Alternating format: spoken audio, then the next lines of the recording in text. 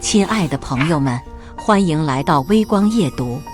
新人刚入职，同事孤立我，领导扑我。上班第没几天，领导讲完话提问我领导您画的饼可真圆。领导拍着桌子吼道：你以为你们00后真的能整顿职场？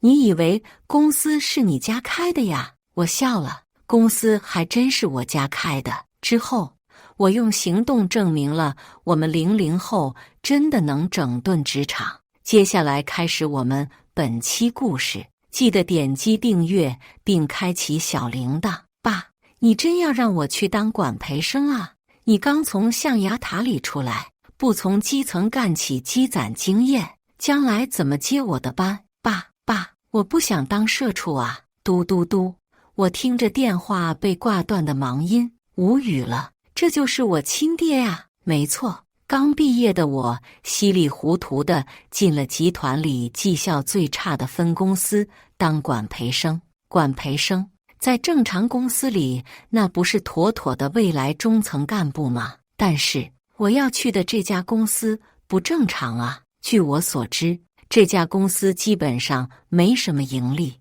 发展缓慢，有几年甚至不发展。中高层岗位就那么几个，还有老人把持着，一个萝卜一个坑，哪有我的岗位啊？看来我爸爸是想把我丢进一潭死水里，看看我会不会被淹死。不过作为国内顶尖985大学毕业的我，自然不会被这种情况吓到，反而激起了我的斗志。爸爸和长辈们总说我们00后是垮掉的一代，这次我要让他们看看我们00后是如何整顿职场的。我越想越激动，到了公司所在的写字楼楼下，进入卫生间，我拿出化妆镜，准备简单补个妆。今天就是上班的第一天，我一定要给同事和领导留下一个好印象。正当我仔细地描着眼线的时候，突然被撞了一下，我手一抖，一条长长的黑线从我的眼角一直延伸到太阳穴。更悲催的是，我的卡姿兰眼线笔居然是防水防汗的，洗都洗不掉，只有卸妆水才能擦掉。身旁一个穿着一身职业西服的女人满脸不屑地看着我，我抬头怒视那女人，质问道：撞了人也不道歉，你瞎呀？没看我正从这走，还故意挡我的路，你不知道让路啊？看这女人戴着卡地亚的成套首饰，再加上一身高定的西装，应该是公司的管理层。不过我可没有舔领导的习惯，我没搭理她，从她身旁走过的时候，拿肩膀重重地撞了她一下，这一下就把她撞了个趔趄。混蛋，有种你别走！笑话，不走留下来看你表演泼妇骂街啊！我带着一条长到太阳穴的眼线来到公司报道，看到了一个熟悉的人。刚才在卫生间撞我的那个女人，眼神阴沉地瞪着我。刘嘉晨，这就是你们项目组组长陈露西，英文名华裔。我们这家公司也不是外企，也不做海外业务，这女人怎么还取个英文名呢？还没等我说话，陈露西开口道：要我说呀，现在这00后不光不注重仪容仪表，还不懂人情世故。我不注重仪容仪表，我脸上这条眼线就是你害的。我还没来得及打招呼，你就开始阴阳我。我刚想对他，旁边的男同事赶紧拿胳膊肘对了我：嘉晨，快向领导问好。行，第一天上班我不跟你计较那么多。露西姐好。陈露西高昂着头，没搭理我。这副骄傲的神态，配上她那一身纯白色职业装，让我想起了农村的母大鹅。大鹅？哦，不是。陈露西走后，刚才的那个男同事跟我说了他的底细。他是2年前来到公司的，一路像坐火箭一样升职加薪，短短2年就能单独负责一个服装设计项目。平时在公司里嚣张跋扈，仗着顶尖的业务能力，很多领导都被他压一头，但是从来没人知道他的背景。要我说，你们这种刚毕业的小女生就要像露西姐一样自立自强。在说起陈露西的时候，她满眼都是小星星，这副样子可给我恶心坏了。哥，露西姐为什么取个英文名啊？大家都不知道她本名吗？露西姐说她大学做的项目都是和国外对接，所以用英文名比较方便。至于本名，恐怕只有人事部门的领导知道了。在公司待了2天后，我才发现组内的同事都让他泼得不浅。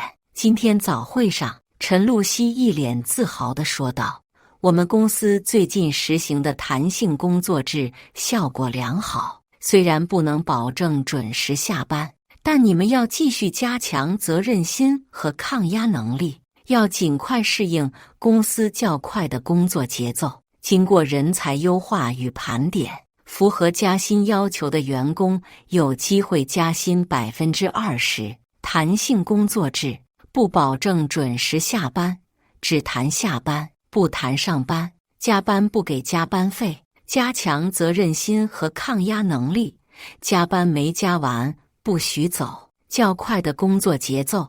加班2天，干完3天的活，人才优化与盘点，末位淘汰加上大裁员，这家伙的职场黑话说得真溜。再说了，加薪要求还不是你自己说了算，当代破大师啊！我心里正暗自腹诽他的套路时，他却点了我的名字：刘嘉晨，说一下你的感想。领导您画的饼可真圆。不对，领导您讲话真有水平。我正走神呢，谁料他突然点名，我心里想的一下子吐露了出来。周围的同事满脸震惊，他脸色青一阵白一阵。某些人进了公司好几天了，开早会居然还溜号。你们小组所有人这个月奖金减半，我去，不带这样的呀！露西姐，陈露西没等同事说完话就打断了他：“你们要怪就怪刘嘉晨吧，谁让他在早会上溜号了？还有啊，某些00后少看点洗脑文章哈，还真以为自己有实力整顿职场啊！”陈露西说话阴阳怪气，就差直接点我名字了。我不用回头就能感受到身后同事们眼中的杀气，这是让我处于众矢之的呀。早会结束后，小组内几乎没人跟我说话，全都面若冰霜，百无聊赖下，我就接到了陈露西的电话，5分钟内马上出现在我面前。我现在在办公室。啥？5分钟内马上到我办公室来一趟？这么赶时间？难道有大事？我不敢耽搁，来不及坐电梯，噔噔噔爬了7层楼梯，到了他办公室。等我满头大汗地站在他的办公桌前，他却轻飘飘地来了句：“我渴了，帮我去楼下买杯咖啡。”感情让我上来一趟，就为了给你买杯咖啡？你不会叫外卖呀？我强忍住骂娘的冲动：“行，老娘给你买。”我买来他要喝的咖啡后，他居然鸡蛋里挑骨头。谁让你用手拿的？不知道体温会让冰美式升温吗？说完后，他居然用手一推，桌子上的咖啡砸下，洒了一地。我的白色西裤也沾满了咖啡污渍。他端坐在老板椅上，面露嘲讽：“我可去你的吧！”先不说咖啡从做出来到他手上一共用了不到10分钟，而且有3层厚厚的保温包装。我只是在到他办公室后，把咖啡从袋子里拿出来，递给他的时候，手碰到了一下杯子。妈的！我从小不说锦衣玉食、娇生惯养，那也是十指不沾阳春水的。可今天却被他一个小小的部门经理，在集团里微不足道的人物呼来喝去。第一，我只是碰了咖啡杯不到5秒钟，不可能升温。第二，我是公司的管培生，不是你的秘书。第三，我也有我自己的事情，下次这种屁事不要找我。我一字一顿地说。陈露西被我一下子对懵了，不知道怎么接话。我转身摔门而去。第二天一早，一份通告就贴在公司人来人往的过道墙壁上。我去，一下子罚半个月工资，这人也太惨了吧！这名字怎么没听说过？罚半个月工资算啥？被这么批评，一下子以后的晋升基本就没希望了。我听得起了兴趣。哪个大兄弟这么倒霉呀？大哥，借个光！我挤过重重人群，终于看到了通告。啥？被罚的人居然是我！我虽然不在乎这半个月工资，但这一行为无疑是打我的脸，一定是陈露西干的。我气冲冲地来到他办公室。组长，这通报批评是怎么回事？我本以为陈露西会狡辩一下，可没想到他居然脸不红不白地说：“哦，这个通报是我让人事那边下的。怎么了？什么叫无组织无纪律？不服从上级安排？这莫须有的罪名可别往我身上套。我是不是让你买咖啡，可你却用手把我的咖啡弄热了？这不是不服从上级安排吗？”陈露西的一番发言差点惊掉我的下巴。不服啊？不服辞职呗，也没人拦着你。这家伙继续补刀。可我知道，如果我现在辞职了，才是输得一败涂地。我凭啥辞职？我凭自己本事进的公司。你看不惯我，你咋不辞职呢？笑话！我怎么可能从自己家的公司辞职？陈露西气得咬牙切齿。你敢顶撞领导，你前途没有了。我有没有前途你说了不算，拿个鸡毛当令箭，真以为自己是大领导了？陈露西气坏了，可偏偏却拿我没办法。回到工位，我并没有因为陈露西影响心情，本职工作还是要继续的。我开始画起了设计图。我们公司主要做服装设计方面的业务，而我正好是辐射专业毕业的。大三的时候，我的设计就拿到国外参赛获奖了。现在完成一个普通员工的任务，还不是手到擒来。没一会，我就完成了今天的任务。这几天公司倒是很平静，一切井井有条的运行。只是陈露西时不时地找我麻烦。刘嘉诚，把这份文件送到隔壁部门。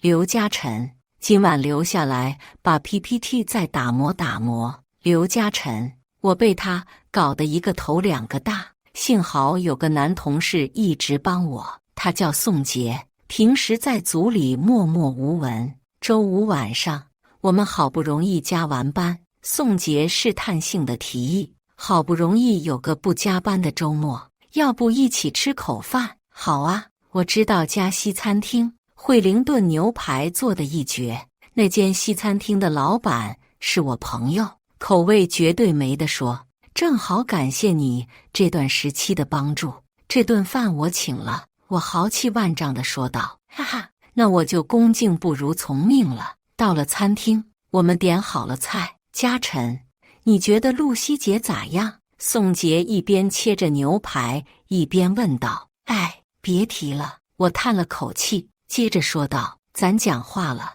他天天找我茬，我肯定不喜欢他呀。不瞒你说，其实我也看陈露西不爽很久了，不就是当个小组长吗？天天拽得跟258万似的。我没想到宋杰也对陈露西积怨已久，不过他这番话确实很对我胃口。我们二人相谈甚欢，不知不觉聊了1个多小时。宋杰道，你知道网上那个总是直播芥末刷牙的人吗？他就是个大傻子，哈哈哈。随后话题又被宋杰带到陈露西身上，咱们小组让他搞得乌烟瘴气的，要我说这破公司也没什么值得留恋的。我感动得快要哭了，原来公司还是有清醒的人的。你想跳槽，有家辐射公司高价挖我过去，我还没去看呢。还说只要是咱们公司的员工去了，一律月薪10K 起步。宋杰满脸骄傲地说：“啊，咱公司的人还能值月薪1万呢？”宋杰听到我说的话，尴尬地笑道：“哈哈，我看嘉诚你要是去了，少说月薪能开到15K。在我们这个行业、这个地区，15K 已经能算得上高薪了。要是一般的白领，可能真的会心动。可我来公司的目的，压根就不是挣钱啊！在陈露西手下，我们永无出头之日。你想不想和哥去那边发展？”宋杰看我没回答，继续说道：“可我却还在思索，让我想想，过几天有个漫展，你去不去看看？”宋杰和我一样，也是个2次元爱好者。行，我去趟卫生间。我起身离开，没想到宋杰早有跳槽的想法，我还以为他是陈露西的铁杆粉丝呢。知人知面不知心啊！我感慨了一句。回到位置，我们继续吃饭。宋杰看我不怎么感兴趣，也没有继续提跳槽的事情，喝了一瓶红酒，我昏昏沉沉地回了家。第2天一早，不出意料，我起晚了，随便套了件衣服，就急匆匆地赶到公司。幸好没迟到。一进门，我却发现同事看我的眼神怪怪的。你瞅啥？我被这种眼神看得浑身不舒服，逮住一个女同事问道：“你没看公司的工作群吗？”她结巴道：“工作群？我半个小时前刚起床，再加上设置了免打扰，还没来得及看手机。”我急忙掏出手机，一看，我的微信全是消息提醒的红点。我点开一看，陈露西在工作群疯狂艾特我：“刘嘉诚，你这话什么意思？刘嘉诚，你想去哪边发展啊？刘嘉诚，赶紧回复我，什么情况？”我足足往上面滑了1分钟，才找到一切的起源。一份录音文件在昨天晚上被宋杰发到微信群，并配文：“震惊，刘嘉诚竟然辱骂领导，还想跳槽！”我勒个去，这小子居然搞我！我气得血压都高了。打开一听，你觉得露西姐咋样？她就是个大傻子，哈哈哈！你想去那边发展？我想过几天你去看看，我去一趟。这不纯纯恶意剪辑？这些隐晦而不明确的谈话更增加了录音的真实性。妈的！宋杰往我身上泼脏水，这我能忍？我气冲冲地来到宋杰工位旁边，一拍桌子：“宋杰，你昨天晚上在工作群里发的录音是什么意思？”宋杰语气戏谑道：“难道这些话不是你亲口说的吗？”“放屁！你这是恶意剪辑。”“刘嘉诚，总经理找你。”“正好，我到总经理面前去解释。”身材挺拔的总经理杨杰瑞正襟危坐，陈露西也在办公室。“刘嘉诚，公司群里的录音是怎么回事？我根本就没说过，这是宋杰恶意剪辑的。”啪！杨总一拍桌子：“还狡辩！宋杰已经跟我说了实话了，你就是对公司和你组长积怨已久，所以才存心辱骂。我说了，不是我干的就不是我干的。”面对发怒的老总，我不卑不亢地回道：“行了，我也不听你狡辩了，这个月工资你别拿了。”陈露西声音尖锐道：“不行，必须开除他，这种行为简直就是无法无天。他这种行为还达不到开除的标准。就这样吧。”杨总挥了挥手，可我却没离开。难道我会白白吃了这个亏？幸好那家西餐厅的老板是我好闺蜜，更巧的是，餐厅的监控全带录音功能。我闺蜜刚才就把文件打包好发给我了。我本来想私下处理，和杨总说清楚这件事。既然他认为我是小人物，那我也不用给他面子了。反手我就把无剪辑的全程视频发到了公司群里。“杨总、组长，你们看看微信群吧，上百号人的公司群顿时鸦雀无声。刚才在群里骂我骂得正欢的那些人，全都熄了火。陈露西，马上把这个混蛋宋杰给我开除。杨总似乎也动了真火。陈露西急忙答应。我下楼，躲在宋杰工位旁边，准备看戏。没一会儿，陈露西来到宋杰面前。自己干的坏事被我彻底揭发后的宋杰坐立不安，不停地搓着手掌。一看陈露西来了，他急忙道：“陈露西姐，就我呀，是你让我……”陈露西打断了他的话：“宋杰，你被公司开除了？什么？陈露西，你他妈落井下石，用完我就撇了是吧？”陈露西脸色一变：“宋杰，你别疯狗乱咬人啊！再这样我告你诽谤啊！”果然是这家伙捣的鬼。保安！陈露西叫来了保安。保安把处于癫狂状态的宋杰送出了公司。我从藏身处出来，装作没看见刚才的事情，晃晃悠悠地溜达到了陈露西身旁。组长，刚才咋了？宋杰咋没了？他辞职了。陈露西冷冷地留下一句，随后扫视了一圈周围的人。周围的同事都自觉缄口不言。行吧，同事关系处不好，那咱就专心搞事业吧。都夸陈露西业务能力强，设计水平高，那我就要在她擅长的领域打败她。我今晚熬夜整理了她所有的设计作品，有新意，版型独特，面料也选择的恰到好处。只是这些衣服怎么越看越眼熟，尤其是准备春季发布的新品，真是奇怪。第二天，我刚到公司，就看人事部门那边忙成一片。我拉住一个路人：“大哥，人事那边咋这么忙呢？那啥，这不准备春招呢吗？大今年的工作不太好做。”嘿，没想到这路人也是东北人。我看着人事那边实在太忙，长叹了一口气。谁让这是自己家公司呢？我是个大毕业的，大的春招我帮你们弄吧。人事部门经理满脸怀疑地看着我：“真的？往年都是露西姐负责的，你能行？”“没问题，我当过学生会主席，跟负责就业的老师关系很好。巧了，陈露西姐也是 A 大的学生会主席呀，你们之前不认识吗？”“陈露西也是 A 大毕业的，还是学生会主席。陈露西比我早2年上班，我大1的时候，她大3。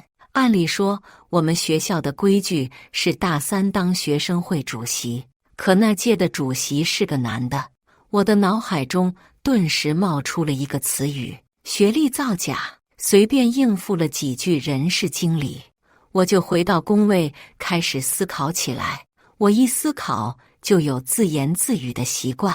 难道他不是 A 大毕业的？上哪里能查到他的学历呢？听说他跟人事那边关系不错，我要是去问的话，肯定会被他知道。我想的头都快秃了，终于想出一个好办法。据我观察，他的身份证总是放在包包的夹层里。找准时机，我趁他不注意翻看了一下，记下了他的身份证账号和名字。没想到他居然叫陈桂芬，哈哈！我在微信上的教育经历查询小程序上输入了他的姓名和身份证号，结果显示他的毕业院校是 A 大下属的一个独立学院，也就是民办本科，俗称的3本。呵呵，狐假虎威。直到这时，我才知道他为什么一直想让我辞职，因为刚入职，我的简历在他手里，他知道我是个大毕业的，害怕自己扯虎皮拉大旗的事情被我发现，所以才想把我赶出公司。陈露西，你藏的可真够深啊！我赶紧带着这些证据去找了分管人事的张副总经理。张副总，您看这些，陈露西的学历是假的，我急切地说道。可张副总却没露出我想象中愤怒的表情，反而长叹了一口气：“哎，你以为这些事我都不知道吗？您知道怎么不开除他？这是严重的违反公司规定的行为呀！我刚进职场的时候也像你一样义愤填膺，以为可以凭借自己就能奋斗出一个美好将来。张副总语重心长道，可现实不是这样的。总说你们00后可以整顿职场，但大多数人都会被职场整顿。一个人的力量再大也是有限的。我没有和他争辩，问道：您知道陈露西的后台是谁吗？张副总没说话，只是指了指天花板。这下我算是明白了，公司的天花板，总经理杨杰瑞。我知道了，打扰您了。回到办公区，陈露西居然不在。我问了旁边的一个女孩，陈露西在哪？我哪知道，你自己的活干完了，我还有工作要做呢。她没好气地说道，妈的，我干得好是我的错了。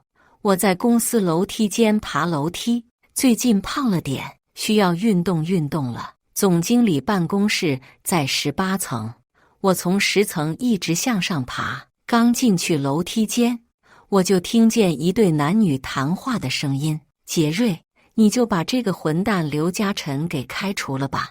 我现在一看到他就上火。陈露西那恶心的声音我再熟悉不过了，而另一个人居然是杨杰瑞杨总经理。宝贝，开除要符合流程啊，不如我把他调到索马里分部待几年吧，那里兵荒马乱的。杰瑞你太好了。随后就是一阵亲吻声。刺激吗？陈露西，你好厉害，再录下去我就要吐了。这俩人没羞没臊的，在公司就开始造人了。我好不容易升职，居然还去的是兵荒马乱的索马里，要是去那里待几年，整不好都要丢半条命。过了一会，陈露西趾高气昂地带着一纸文件来到我眼前。刘嘉诚，公司决定把你派到索马里分部去主持工作，你赶紧去办手续吧。我抬头看向他，是公司的决定还是总经理的决定？你个小职员哪有资格知道？再说了，总经理的决定就是公司的决定。我笑了，那我要是不去呢？陈露西让我这一下给整不会了。你要是不去，就要付50万的违约金，这可是合同上明确写的。好一个霸王条款！当初厚厚的一叠合同，我哪有时间全都看完？没想到还有个坑，50万就50万，我就不去。我交这50万也是进公司的账户，他俩1毛钱都拿不到。好，陈露西气得连着说了2个好。等他走后，我赶紧给爸爸打了个电话，爸，公司派我去索马里。这一句话可给我爸吓了个够呛，我都听见电话那头水杯被打碎的声音。放屁！谁决定的？你让他跟我说。我拒绝了，但是交了50万的违约金，这笔钱你是不是给我报销一下呀？随后我又把公司的现状和陈露西与杨杰瑞相互勾结的事情告诉了爸爸，他勃然大怒，马上就要罢免杨杰瑞和陈露西。我已经掌握了绝大部分证据，爸爸你要相信我，好吧？女儿长大了，那我就让你自己处理。挂了电话后，我拿起手机又拨通了一个号码。喂，是我，有时间出来见一面吧。我终于找到了之前看他的设计产品总是有一种熟悉感的原因，他的所有设计都是抄的，这些设计都或多或少的带有国外一个年轻华裔设计师的风格，尤其是明天要上汇报会的设计，基本就是照抄。而我曾经和这个叫陈彼得的设计师一起合作，设计了很多服装。陈露西呀，陈露西，你说你抄谁的不好，非要抄袭一个我认识的人？我马上就给这个陈彼得打去了跨国电话。他得知此事后，情绪十分激动。对于一个设计师来说，被抄袭绝对是最人难受的一件事。而项目汇报会明天就要开始了，陈露西此时显得有些兴奋，在组内吹嘘，不是姐吹牛，就姐这个设计至少能给公司带来500万的收益。哇，陈露西姐，你好厉害！就是，不想某些人除了本职工作外什么都不干。同事们拍陈露西马屁的同时，还不忘贬低我。但是打铁还需自身硬，一切在汇报会上见真章吧。第二天，公司所有领导和部门成员都汇聚在大型会议室内，甚至总公司都派来了人。陈露西满面春风地上台，播放 PPT 开始进行讲解。随着时间的流逝，下面的领导从昏昏欲睡转为了聚精会神。这小姑娘很有创意啊！陈露西虽然平时脾气不太好，但是专业水平没得说。是啊，要不然考虑让她当个市场部经理。陈露西听着台下的夸奖，脸上的表情极为受用。正当她讲得眉飞色舞之时，我起身鼓掌，随后走上台。杨总的脸当时就垮了下来。这是哪个部门的员工？这么不懂事！一个我们部门的中层领导立马呵斥道：“刘嘉诚，赶紧滚下来！这里哪有你说话的地方？”这时，张副总抬了抬手示意，他肯定有话要讲，我们不妨给他一次机会。杨总看张副总居然敢公然顶他，脸色变得极为阴沉。我清了清嗓子，说道：“陈露西组长的这个设计十分有品位，完全符合公司的要求，简直称得上是完美。但是这个设计是抄袭的。”说到这里，我还特意注意了一下陈露西的表情，她听到抄袭二字，吓得浑身一激灵，脸色煞白。你有证据吗？我没搭理她，只是默默打开了另一份 PPT。一份份英文的外观设计专利证书展示在大家眼前，还有一份律师函。陈露西的所有作品都是抄的一个国外设计师，恰好那个设计师是我的朋友，所以才只是发了律师函，而不是把我们公司告上法庭。简单来说，陈露西的作品就是打版照抄。全场哗然，杨总勃然大怒，一派胡言乱语。保安，赶紧把他带下去！眼看着3个手持防爆棍的身强力壮的大汉围住我。这时，会议室后排一个不起眼的位置上突然站起了一个人。我看谁敢动我女儿！那男人摘下了口罩，杨总差点没吓得瘫倒在地。刘董，您怎么来了？我来我自己的公司，还要和你打报告。我爸表情严肃，隐含怒火。刘嘉诚是您女儿，让她继续说下去。我爸没搭理杨总，挥手示意我继续。还得是老爸呀！我俩会心一笑。我朋友说，只要公司把所有抄袭产品下架，他就不追究法律责任了。接下来说到我们这个985高校大毕业的陈露西组长，前几天我恰好看到了他的毕业证书，接着大屏幕上就展示出了他 A 大独立学院的毕业证和百度上对于这个学校的解释。一个3本冒充985人事经理，你是吃白饭的呀！我爸怒道。人事经理不停擦着头上的汗，不住地道歉。杨总脸色也变了。关于陈露西学历和设计能力的问题先不说，我想说说他在公司的作风。随后，陈露西和宋杰的聊天记录被我放了上去。其实那天我打电话约的人就是被开除的宋杰。听到能报复陈露西，他十分乐意配合。都录下来了吗？全部都录下来了，马上就能剪好音频。好，我要让刘嘉诚这个小贱人知道，这个公司谁说了算。露西姐，咱们这么干，要是出事了怎么办？出事了我给你兜底，你忘了我后台是谁了？在这个公司，他说话比董事长都好使。宋杰对我的诬陷都是陈露西主使的。陈露西这时已经吓得尿都快出来了。我爸脸色黑得像锅底一样，他也没想到这家分公司居然这么肮脏。杨总，看来你说话确实比我好使啊，要不这个位置你来坐？杨杰瑞吓得快哭了。最后我又放了个大杀器，杨总和陈露西在楼梯间的全程录音响彻全场。杨总吓得手不停地抖，陈露西更是处于崩溃的边缘。刘董，是他先勾引我的，他冒充985学历，我才中了他的计呀！杨杰瑞赶紧往陈露西身上泼脏水。杨杰瑞，你个混蛋！当初是你主动潜规则的我。